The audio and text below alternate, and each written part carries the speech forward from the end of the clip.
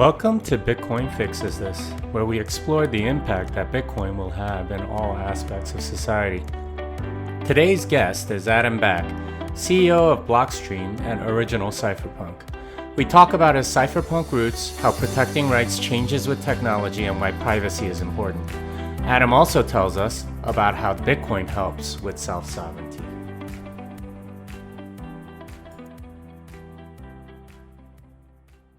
Adam Back, how are you these days? Pretty good. Yeah, anything crazy going on with COVID where you are? Yeah, I mean, the death rate's pretty low. There's been a little bit of a pickup in transmission in Malta, but I think it's generally people are recovering with a high rate of success, probably because of 300 days of sunshine per year and Mediterranean diets. I hear vitamin D3 is related, but who knows? There are 100 variables, and evidently the medical experts do not fully understand all the factors yet. Yeah, makes sense. So you're kind of a famous cypherpunk. Can you tell us the story of how you became a cypherpunk? Like, what was the process? Well, so I was always somebody who's a bit more kind of anti-establishment, or want to think independently about things, not take things as stated, not want people telling me what to do, kind of thing. And so didn't have a lot of built-in respect for anybody or anything unless they proved otherwise. So of course I was polite about it, so people maybe didn't find that abrasive, but nevertheless that's my outlook on life. It doesn't matter who somebody is or what their claim credentials or experience is. Let's see the proof of the pudding. Can they deliver? Can they do what they say they do? And so on. And so I think I got interested in cryptography. Along the way, I did some kind of novice, not very good self-crypto to encrypt executables while I was in college. This is in the UK. And college in the UK means probably what the US and Canada would call high school, 16 to 18 A-levels. So they had some computers, and I taught myself Pascal, and I also wrote a kind of self-encrypted binary thingy that you could leave things on the shared drive, and when you run them, you would put in a decryption key and it decrypt itself and then run itself. So it's a kind of way to get some security for my program on a shared system, but the encryption was kind of dumb. I mean, I knew it wasn't secure, but I didn't know much about applied cryptography at that point. It's probably like 16 or 17 or something, and I was just playing around. So at university, a friend of mine was doing a master's degree. The University of Exeter has a parallel systems group with some distributed computers. So, a huge box with thousands of cores on a high-speed interconnect. So not like a shared memory computer, but a distributed computer with high-speed interconnects. They had a couple of different generations of transputers, just a kind of hardware-accelerated interconnect, and some simple RISC-like CPUs. And they're not actually RISC, they're stack-based somehow. But anyway, the point being that they were interesting to program, and that's what I ended up doing for my PhD, was trying to figure out how to automate programming these things, because you'd have to convert an algorithm which would be easier to state on a single core, make it run across multiple cores, not just using shared memory, but using message passing. And your challenge was to keep all the cores busy and not have things slow down when you were using these channels. So anyway, my friend there was trying to speed up the RSA encryption algorithm, which was kind of expensive mathematical computation at the time compared to then CPUs. It's probably the era of like the first 486s or something. So, 33 megahertz or 66 megahertz 486 was about as fast as it came, which wasn't very fast. And these transputers were less powerful again, but there were thousands of them. So you could get to do a lot if you could figure out how to effectively farm your work out and have the interim results flow through the system with some buffering so that no cores got stuck idle waiting for the next work packet and things like that. So it's kind of interesting challenge. And so a little bit after that, PGP was released. And so I was reading about that. And so I was like, I know what this RSA part of it is. That's interesting. And found it very interesting that PGP basically, changed the balance of power a bit between, authority and big business and government, systems of control of groups, where the individual could send a direct encrypted message to any other person in the world at a distance, and basically nobody would be able to decrypt it apart from them. And so that was very interesting. I mean, already the internet was a bit earlier in its cycle then, but already you could see some struggles for establishment losing their sort of control and influence over media because there were more bloggers and video content coming out, and the governments just basically had to adapt to the new reality, and the same for encryption. So that was PGP, and then I thought that's pretty interesting, and then I looked around for.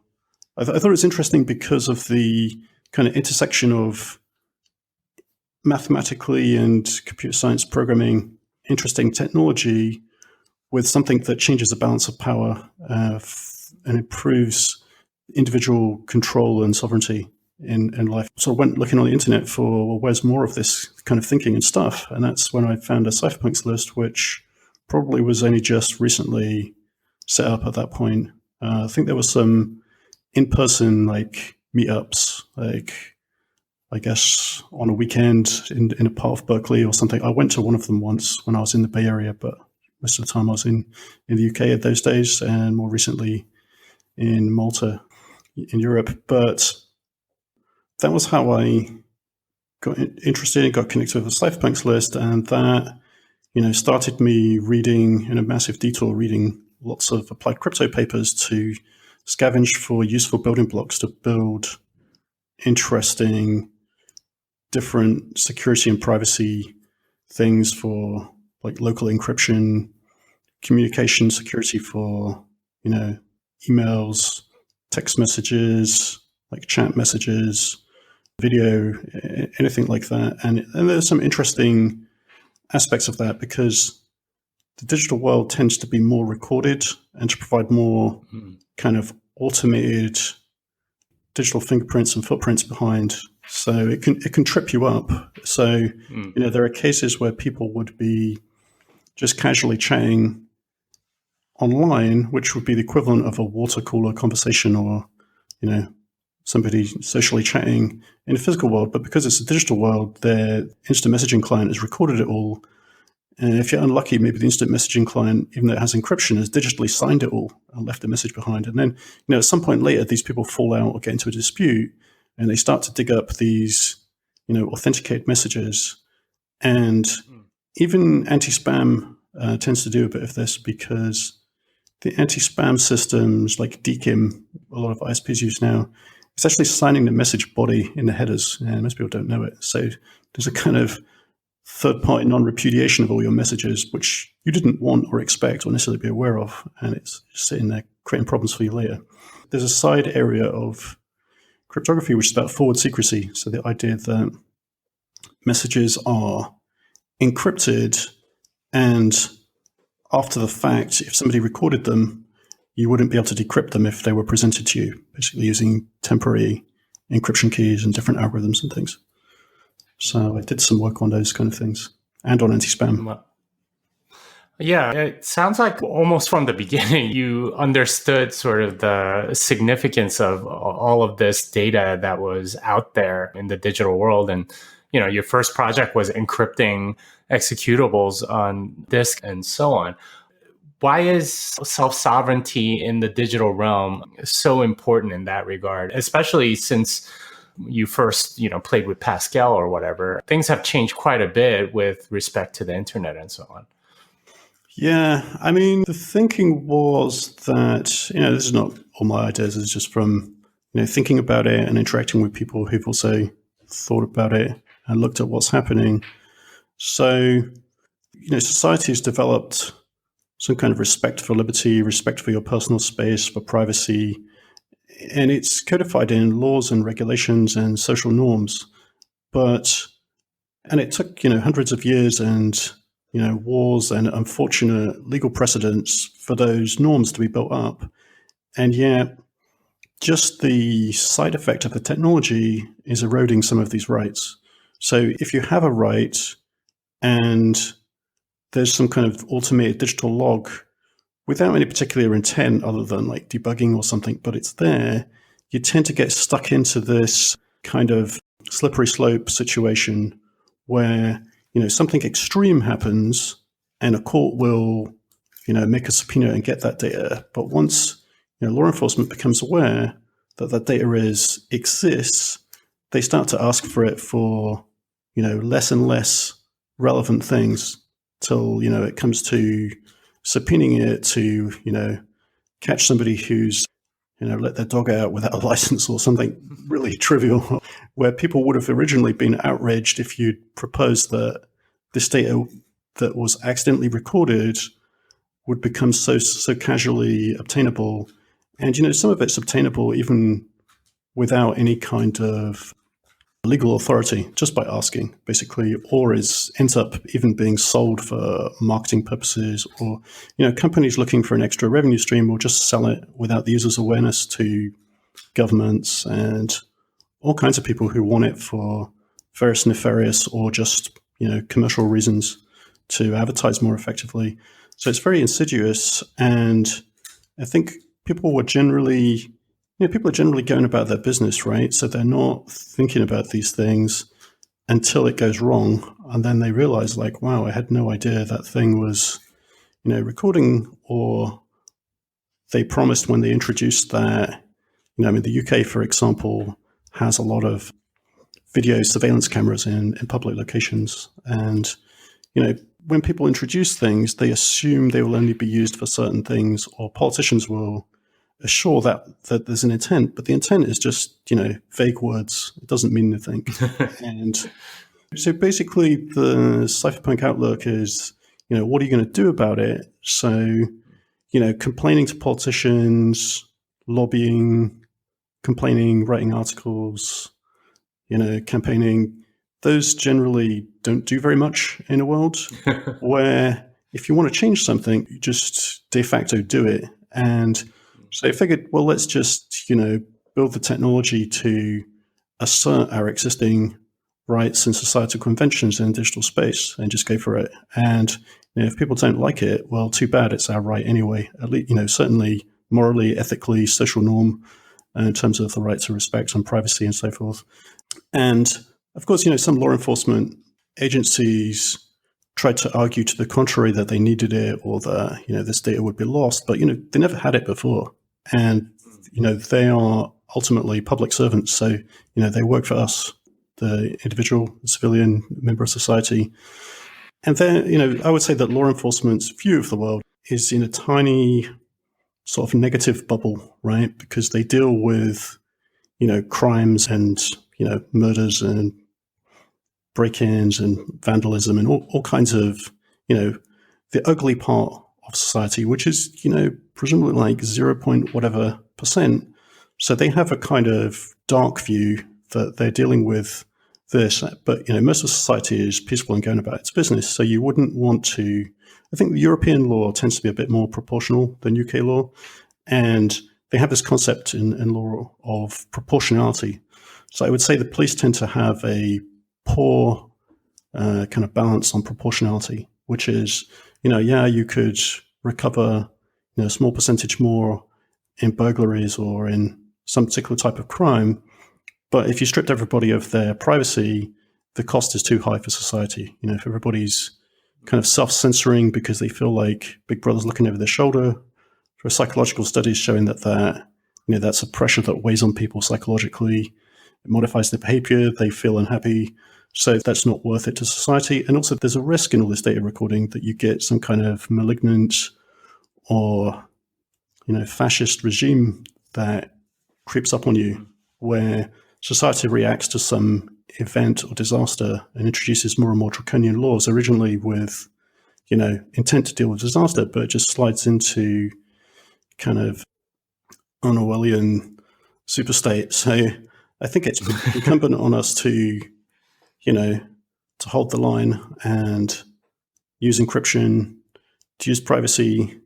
And, for example, financial privacy is another part of that. So, there are some moves in some countries to eliminate cash, like even before the COVID, which, caused people to get worried about contact passing of variants on paper notes. But I'm not sure if that's been clearly analyzed or not, but anyway, it's something people think about. So, but even before that, some countries were trying to remove cash. And I think, the basic privacy in how you spend your money versus other people in society and even the government is important because, if you want to donate to a political cause or, buy a book or watch a movie, it should be nobody's business how you spend your money. And so, that brings to digital cash. And I would say that of the privacy technologies that the cypherpunks were interested to build to, reclaim your kind of physical world rights that have been built up and societal norms have been built up over a few hundred years, that electronic cash was the holy grail, the most important of them, most fundamental, because if you have privacy of communication and so forth, it all tends to break down as soon as you pay for something. So, you use a VPN, but you pay for it with your credit card, or use a file server, but you pay for a credit card, and so forth, right? So any of the things you might want to pay for, and it's difficult to provide services only using volunteer-funded kind of network routers and remailers and Tor nodes and file storage services and shell accounts and all this kind of thing. So I think the cypherpunks were pretty interested to see electronic cash deployed, and that that was more technically challenging and took a while, and some promising things that ultimately failed for various factors. I mean, typically as a result of a single point of failure in the protocol, it would be a central company that would be running a double spend database, and it would go out of business, or fail to get banking partnerships or something like that. Yeah. So you talked a lot about authorities requiring a lot of data and laying claim to sort of our digital trail, if you will. But it's not just, government authorities, right? There's a lot of corporations. How does that affect our everyday experience? Because, there are companies like Google and Facebook that can pretty much track what you're doing online at this point. Yeah, I mean, that's something else that's crept up on people. So I think people were initially thinking about the risks of government, law enforcement, that kind of thing, and the intelligence agencies, which, Snowden blew the whistle on, was clearly far more widespread than people ever anticipated and exceeded societal norms and expectations. So it's good to see that reset in people's awareness. But corporations are an interesting one. So I think it's not generally by malicious intent, but nevertheless, collecting and amassing too much data in one location is almost evil in itself. So Google got away with a lot with their corporate logo of, don't be evil, but effectively they amassed so much data that it's like an evil data repository because, ultimately the audit trail and the indexed weighted interpretation of people's browsing habits over time, maybe knows more about people than they know about themselves. I mean, it's just spooky how intrusive that is. So, and like, I think the interesting observation on that is that you're not paying for it directly. And so people have made this quote that, if you're not paying for the product, you are the product. And so basically, unfortunately, there's a lot of companies that do monetization by providing free services, but indexing users' habits, reselling it to third parties, monetizing it through different networks. And there's some kind of fantastical graph of all the companies in the ad workflow. And there's like 100 companies or something. There used to be DoubleClick was pretty big, and there's Google and Facebook and all these different companies, but there are all kinds of companies reselling and feeding and processing and extracting different value from that in a value chain. And it's just super widely shared and very, very intrusive. So I think, some people have talked about regret, from the internet protocol communities like the ITF and people who, develop protocols to do name lookups and encrypt web pages and encrypt emails and so on, that they messed up and they should have built in more security and privacy by default at a lower level. So, IPv6 provides some more of those capabilities, but there's a lot of company workflows in monetizing users built up around the current infrastructure. So there's an interest by some people, especially in the wake of the Snowden revelations, and realizing that preying on company data sources is part of the intelligence apparatus ingest method. Right? To get the data, they would just buy it or steal it from these large companies that are collecting it for advertisement and monetization reasons. So I think the solution is more self-hosted kind of software, more end-to-end encrypted software, and a rejection of these centralized monetization platforms. I mean, Facebook in particular has developed itself a bad name by just aggressively abusing privacy settings. And there'll be a backlash, and they'll turn it down a bit, and then they'll creep it up again. So they really, are testing the in-network monetization is this theory of the switching cost. So if you've got a cell phone plan, they can charge so much, and the threshold is they charge too much, and you switch to a different provider. But there's an inconvenience factor, so that's a switching cost. But I think Facebook is just basically abusing the line of being so privacy invasive and obnoxious that users leave. And fortunately, most users aren't aware, or it doesn't become a pain point for them. But there is backlash, which hurts their corporate PR, and so they do back off a bit when people complain. But I think things like that are quite bad structurally for society, because they built up these big databases that could be obtained by a bad regime that would come to power. So, I mean, there are stories in some countries when there would be a revolution that the invading army or the intelligence officers that come behind would go and grab public registers so that they could know who to tax, who to seize property from, figure out a map of who is influential or owns businesses, so that they could establish control in society. So you can imagine the digital version of that. If the government changed, if it's an internal thing or an external thing, these data sources are just too invasive and dangerous for individual liberty, I think. Yeah, you mentioned that if you're not paying for it, that you're probably the product. And the economics of all of this is absolutely strange, right? In the sense that users are essentially paying for these services from Google and Facebook through viewing ads. And that weird monetary incentive there, that misalignment, is what causes so much collection of this stuff. So what other ways does money affect this lack of privacy that we have right now? Well, I mean, most things are, the payment space is very tracked too.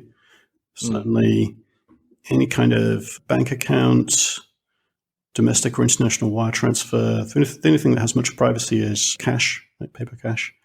There are some prepaid credit and debit cards which have, modest amount of privacy.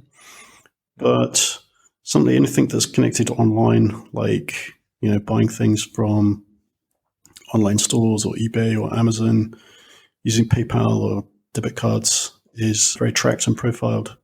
So again, for monetization reasons, and humorously enough, not to your advantage. So some people had realized that Amazon was actually charging more to repeat customers. So you'd be better off to create a fresh new profile each time, and they try to entice you by giving you a better deal as a new customer. So you'd think you're getting loyalty by logging in and having brand loyalty, but it's actually the inverse. And the same for kind of location tracking. So it turns out that you would typically be better off using a VPN or picking a remote location and a new account for many kinds of bookings, like things you would buy online, and airline tickets, hotel bookings, travel bookings, and even some products are differentially priced per location. They're basically looking to charge different people different amounts of money based on statistical evidence of what those locations will tolerate, I guess. So the financial privacy is pretty bad. I think that was your question, right? So, and Bitcoin improves that, too, because it has a reasonable amount of payment privacy. At least it's sort of permissionless, not directly and easily tied to your, name, social security number, passport number, that kind of thing.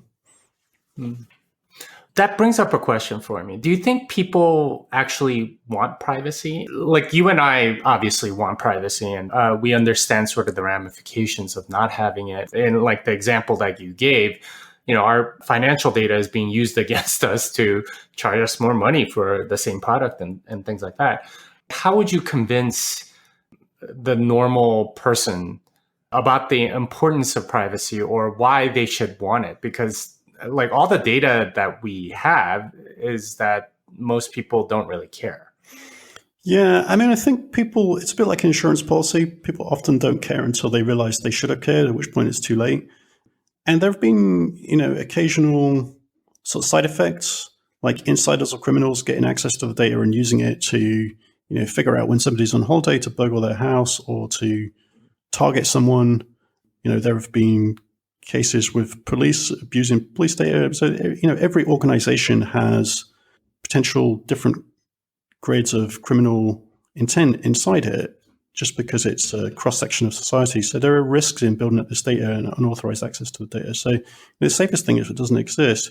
And I think the other thing that I find quite interesting is the collection of revenue from advertisements is quite inefficient. So I would say that, the annoyance factor to the end user has a higher cost than the value delivered to the company trying to monetize it. So probably it's got to a balance because it's so scattergun and badly targeted that people just get annoyed and frustrated by being bombarded with irrelevant advertisements. That it's just a distraction to getting by on the internet. People install ad blockers, and then the ad blocking companies start selling bypasses. It's actually a business model for ad blockers. And so, what can happen is that you might prefer to spend, $10 extra a month to get no advertisements. And maybe that's more than the advertisers were getting out of you, even though you were bombarded with, 10,000 ads in a month or something, scattered across different platforms, across all around web pages and on mobile phones. Particularly annoying on mobile phones when the screen real estate is already small enough that it's just, extra frustrating to have some of it tied up with advertisements that are irrelevant.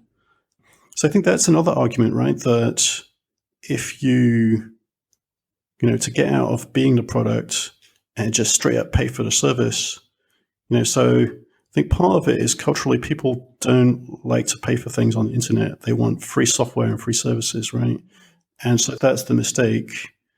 Now, back in the 2000s, like 99, 2000, 2001, 2002, I worked for a privacy tech company in Montreal, Canada called Zero Knowledge Systems.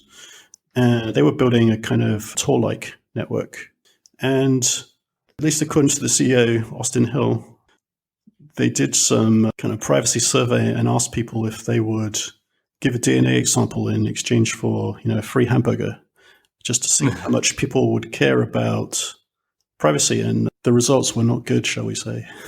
So people are maybe not that attuned to privacy risk and a bit more awareness of the kind of risks that are building up would be good. So I think Snowden provided a bit of a wake-up call, but even in this kind of advertisement value chain and corporate database world, the real picture of just how much, how many petabytes and petabytes of cross-indexed and resold and hundreds of companies sharing it, how invasive that is it's just scary. People should be aware of it and taking countermeasures, in my opinion.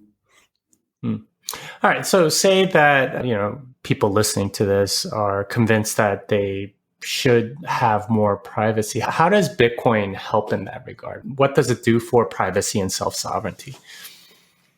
Well, I think it does a few things. So for online payments, you can order something, particularly if it's online content with more privacy.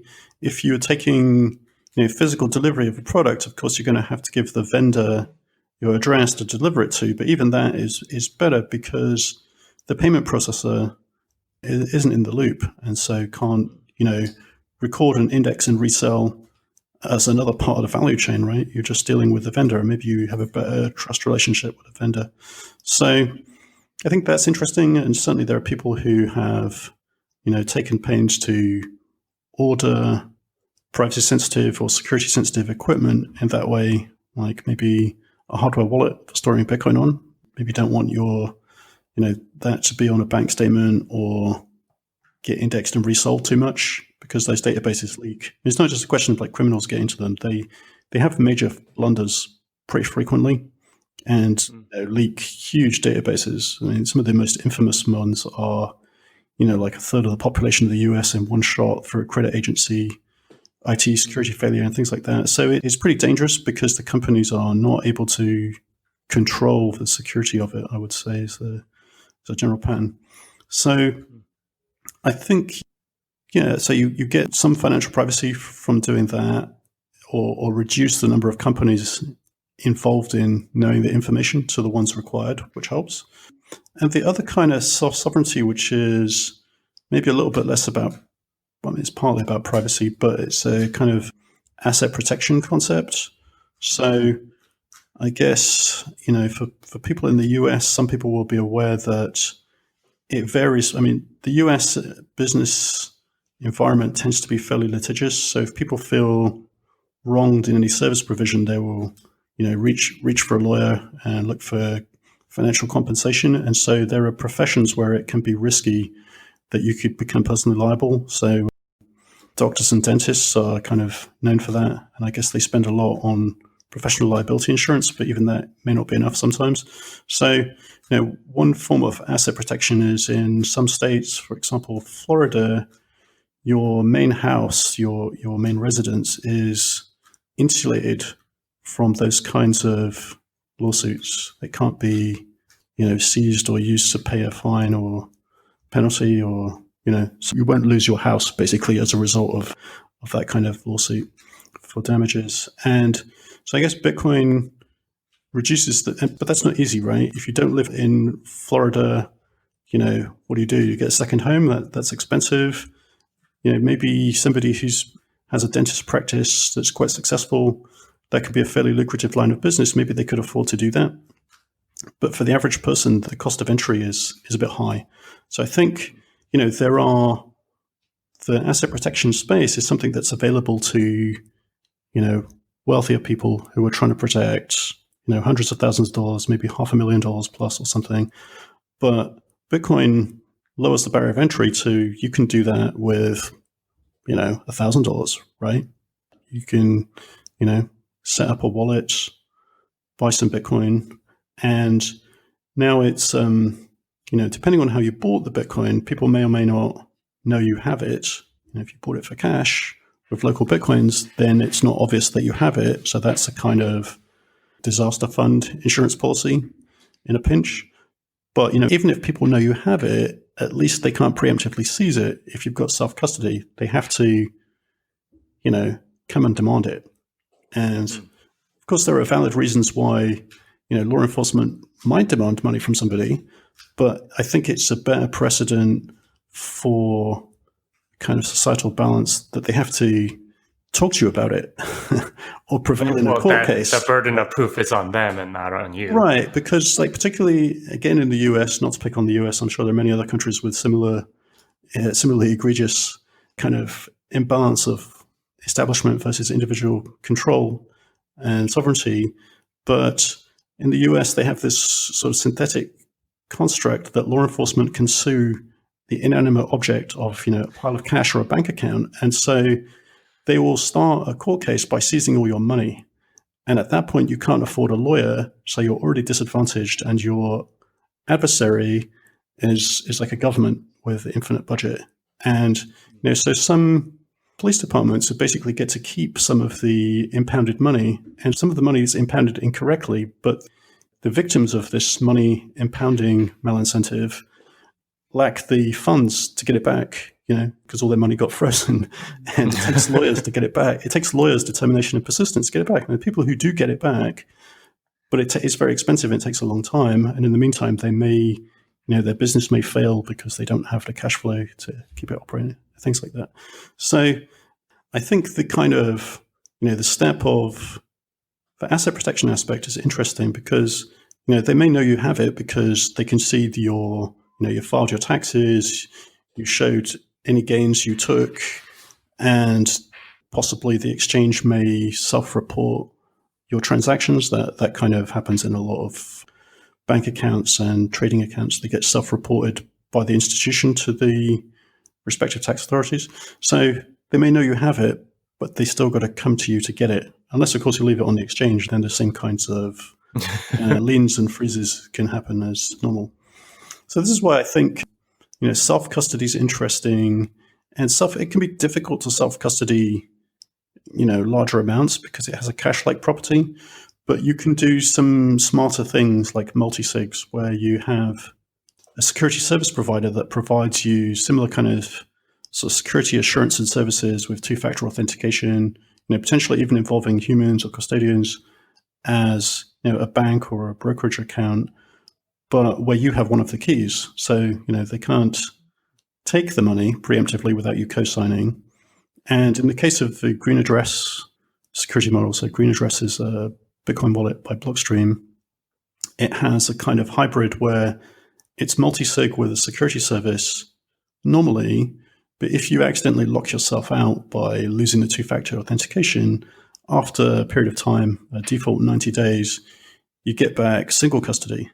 So in that way, you get the benefits of kind of separate security service with two-factor authentication methods that are common in banking and online brokerage accounts. But, Blockstream particularly can't be ordered to freeze your money because, even if we stopped co-signing it, you'd be able to take it yourself after 90 days. And there's nothing we could do about that. That's, part of the smart contract on the blockchain, and you have your pre-signed transactions. So then it's down to the kind of decentralization and finality, permissionlessness of the Bitcoin system. So I think, some investors and institutional investors in Bitcoin have talked about it as the sort of asset protection kind of asset, a commodity that has asset protection features. So that's a kind of interesting concept in itself. So it's returned to a kind of more bearer concept in a world where fewer things are bearer. And, I guess COVID is also making people less keen to handle paper cash generally, at least interim, until that situation resolves itself. Yeah, so I think what you're talking about is basically if you have a trusted third party that leaves you vulnerable to having your assets seized or confiscated, through civil asset forfeiture and many other things, but actually possessing it as a bearer instrument, that makes it much easier to have self-sovereignty over your own stuff. Right. Not to mention privacy. Right. Yeah, I mean, there are certainly people in history and, people, even our generation or the previous generation who, had to summarily leave countries for, war or political regime change reasons. I have some friends who left Hungary and, his parents did, it's a guy about my age. And, they had to leave for what they could take out with them and, start a new life because the regime change was not good. So, the ability for people to hold onto and retain the fruits of their labor is, an important sort of quality of life and very fundamental thing, right? And I guess that brings to another Bitcoin-like property, which is a bit nascent, but is the store of value concept.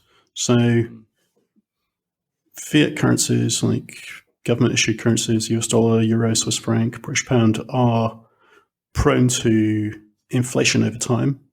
And historically, they haven't actually lasted that long between defaults, like maybe 50 years or something. So people look around today and they think, what do you mean? These currencies have been here for, generations. But actually the average, we're looking at the more stable subset of them, but the average is pretty bad. And Wences Caceres from Zappo kind of Bitcoin service provider and custodian. Grew up in Argentina, I think, and says that his parents were financially wiped out twice during his youth due to currency catastrophes, economic catastrophes that rapidly devalued the currency people had. So the ability to protect your assets from currency devaluation is an important thing too, and that's kind of hidden form of taxation. I would assume that governments, for the most part, not trying to do that, but it's a side effect of going too far with the tax when the economic conditions get tough, I guess. Getting a debt ratio too high and then losing control, printing money.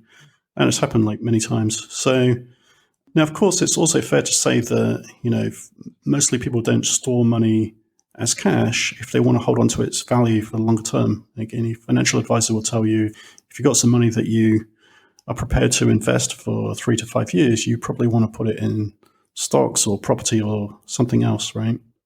And that's true, but it's also something that disadvantages the less wealthy segment of society because they are more cash-based. So I think, this erosion of value is a kind of tax that is unevenly affecting people depending on their economic situation.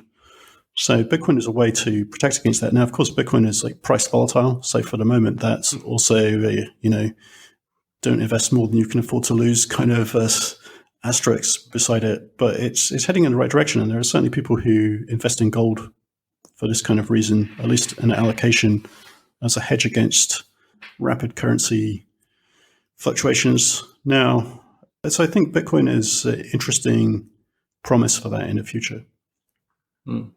Yeah, not only sort of protection against confiscation, but protection against inflation is the self-sovereign thing here. And you're right. It's a lot more robust to, government interference in that way. And you can do it in much smaller chunks than real estate or something like stocks, which can be seized. And you get kind of both at the same time, which is great. How do you see privacy and self-sovereignty concerns changing, especially in light of, COVID and, all that's going on in the world right now with protests around the world and so on? Yeah, I mean, it's a bit of a dangerous time, really, for financial privacy because, it's a time when politicians can, with more plausibility than normal, say that they need some emergency measure or to do something dramatic, like print an enormous amount of money or institute some temporary controls. And people are much more inclined to go along with it if they see a present danger. And so there are historic precedents which have ended badly with these kind of things, right? So, and I think there's even one today where, people were commenting that, wow, what that country just did basically dissolved its parliament or something, effectively created a new emperor or tsar or something. Now, I mean, they would dress it up and say, well, it was temporary, it was exigent circumstances, but nevertheless, they just destroyed, hundreds of years of kind of democratic institutional cross-checks and controls.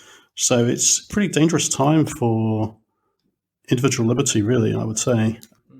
And it's also a difficult time economically. A lot of people are, losing their jobs, relying on temporary government handouts or, emergency money. And if they have assets that they're trying to protect, it's a very uncertain economic climate to protect them within. The stock market has counterintuitively been going up, and people are looking at companies that, by many metrics, should be, worth a lot less, heavily discounted, shall we say, because the sectors they're in are on standby.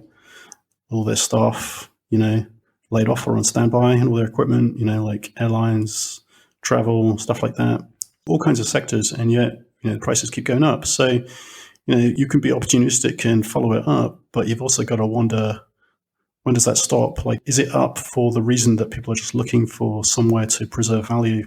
like too many people are doing that, so they're artificially bidding up the PE multiples. So they're placing a much higher multiple value of the company's earnings than usual because of sort of having a second use of stocks as a way to preserve capital, but in a sense that there are too many buyers, so they're bidding up the price.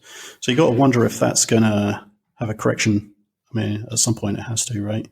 So investing in the stock market at these levels is a bit scary, and real estate looks a bit uncertain too, because there may be more people working remotely after this. And so, particularly big city real estate that's artificially high because of, local job markets may be at risk. So I don't know. I think physical gold and gold ETFs are up. Warren Buffett apparently bought a big gold mining company, uncharacteristically, after saying very negative things about gold being an unproductive asset for many years. So we live in interesting times, I think. So we have a lot of governments and corporations that are continuing to erode our privacy and self-sovereignty. How do you see that coming to an end? Will it come to an end as we, progress along the Bitcoin path, if you will? Will it come to an end? I don't know. I mean, it depends on people's behavior, I guess, whether they learn lessons and take defensive action. I think the, temporary, well, they claim temporary, but the impositions relating to COVID are things that have been unpopular and noticed. So, it seems like at least the society's paying attention and would like to dig in and ensure that remains temporary, right? And I guess there is even people who have, taken local governments to court over over control and so on. So in some countries, they're able to kind of use the established legal system, but it's difficult. The COVID thing is not an obvious situation about what the right thing to do is. All right. So you're obviously CEO of Blockstream, but from a Cypherpunk standpoint, what are some of your long-term goals for Bitcoin as opposed to CEO, I guess? Yeah, well, I mean, I like to try and mix those things a bit because, Blockstream is quite Bitcoin correlated, so the company has a lot of its balance sheet in Bitcoin. All of the employees are paid partly in Bitcoin at fixed Bitcoin rates, like so much Bitcoin per month. So we set it up that way at the beginning in negotiation with the investors to make sure we were Bitcoin aligned, because we could see that a company, I think we were the first company to start contributing at company level to Bitcoin internals. And so we could see for ourselves, being involved with Bitcoin before, that would be something that would be, would cause people to ask questions because we would ask them ourselves. So we figured, let's do what we can to protect against that becoming a problem under, future different management, let's say, that kind of situation. So we got quite a few, the investors we had were quite interested in Bitcoin and internet governance, and were quite accommodating. So we've got a few things in that regard. But I mean, speaking personally, I'm quite interested in seeing Bitcoin's privacy and fungibility improved. So it's one of the limitations of Bitcoin compared to the previous electronic cash systems, like David Chaum's electronic cash protocols and Stefan Brand's electronic cash protocols. They have very good cryptographic privacy, like full unlinkability. So but they're centralized. But the operator of their double spend database cannot link a deposit to the corresponding withdrawal, or to the previous spend, let's say, in a more distributed way of speaking. So Bitcoin doesn't have that assurance. But, there's some ambiguity, some privacy and it's a bit more pseudonymous, people would say, but it's based on coins. Wallets are not directly visible at network level. So it has a lot of kind of best effort stuff, and typically each major release or two of Bitcoin introduces some incremental privacy or fungibility improvements. For example, Schnorr signatures and Taproot particularly helps with fingerprinting, with not disclosing contracts unless the escape clause has to be used. So that's another sort of improvement. There have been some network level improvements as well over time, but it still has, work to do to catch up with the previous systems. So, that was when I got actively involved in Bitcoin, my observation was that the privacy looks a bit weak in the way I described. And so I set about, my free time trying to figure out ways to incrementally improve it, because Bitcoin did solve, the fundamental problem with the previous systems, which is they had at protocol level central points of failure that inevitably failed. So I figured, well, maybe you can have centralized systems with perfect privacy, but evidently don't survive very well. This Bitcoin being decentralized should survive very well. Maybe people at large can find a way to improve its privacy and crypto fungibility, by which I mean this kind of perfect unlinkability property that the previous systems had. So that was the context in which I first proposed confidential transactions, which is a way to encrypt the values of a transaction so that somebody can still run a full node and verify that all the important metrics of transaction and block validity are preserved, but they don't get to see how many Bitcoin are in a UTXO and how big the change in the payment is. The change in the payment are not always distinguishable, but they become more distinguishable if you can see the amounts, right? So we ended up incorporating that into Liquid. So, if people are interested to try out confidential transactions, they can install the Green Dress wallet and set up it has two profiles, one for Bitcoin and one for Liquid. So if you set up the Liquid profile with a seed and, follow the guides on how to swap Bitcoin for Liquid Bitcoin and back, you can then transact Bitcoin with confidential transactions. And you can also transact other things like tether US dollars with the same property.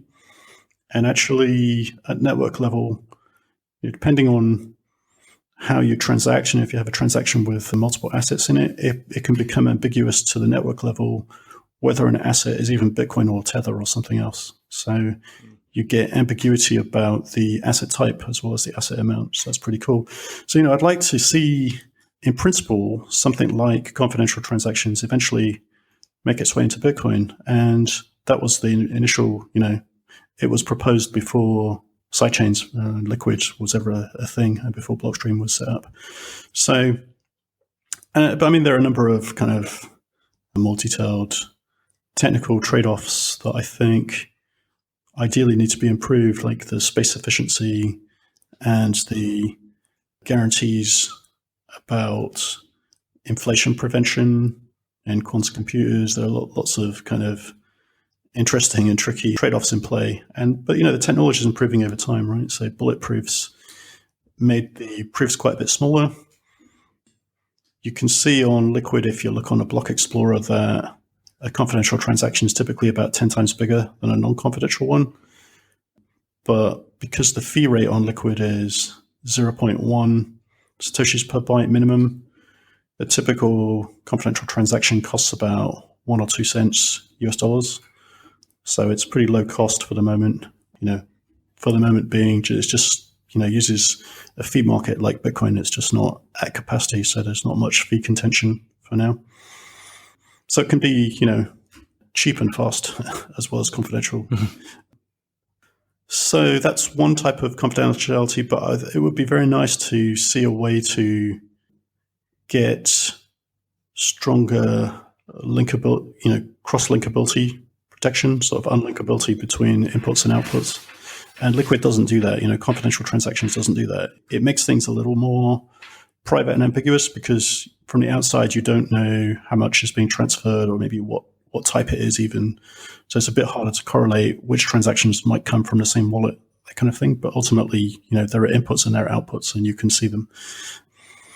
So, there are techniques to do this, but today they are, computationally expensive, result in large proofs, or rely on novel crypto assumptions, which are risky, which have significant risk of in the field security gotchas at the algorithmic level over time, or even the implementation level because they're complicated. And that's happened a couple of times in like privacy coins, where people have had an implementation bug. And I think in one case, a bug in a pre-existing paper that they'd implemented according to the paper was actually flawed.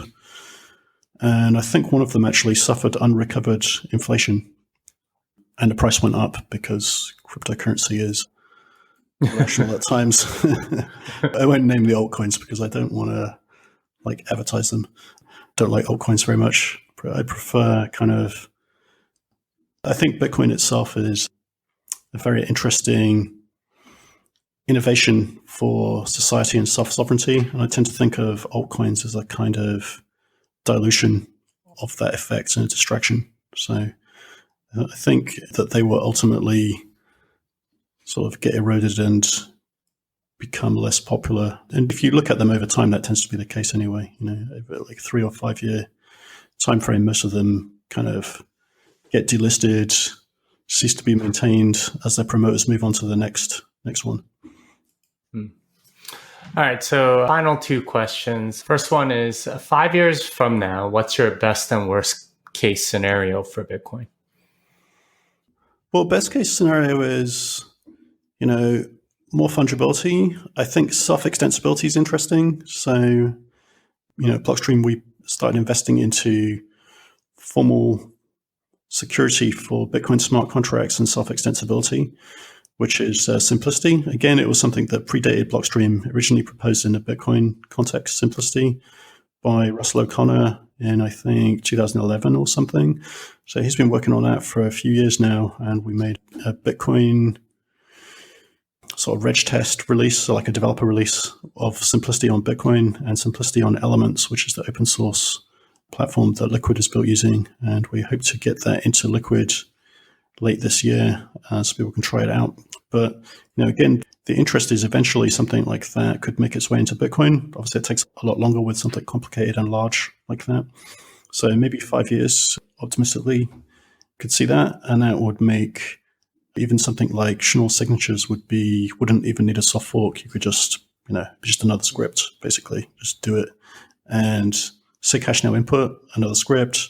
So it gives you a lot more self-extensibility, but with formal provability. I'd like to see a lot more crypto fungibility, more scalability, because Bitcoin is great, but we want many people to be able to enjoy it. And traders tend to they have time sensitivity because they're trying to move money to trade. And so they tend to push the fees up because they're not very price sensitive. And that tends to make things difficult for people trying to go about their self-sovereign, censor-resistant payments use cases. So I think it'd be ideal if there's more scalability and maybe more layer 2 specialized to different things. So if you think about Lightning as micropayments and retail payments that are faster, Liquid is kind of, people use things for what they want to use them for, but basically it's designed to meet the requirements of traders.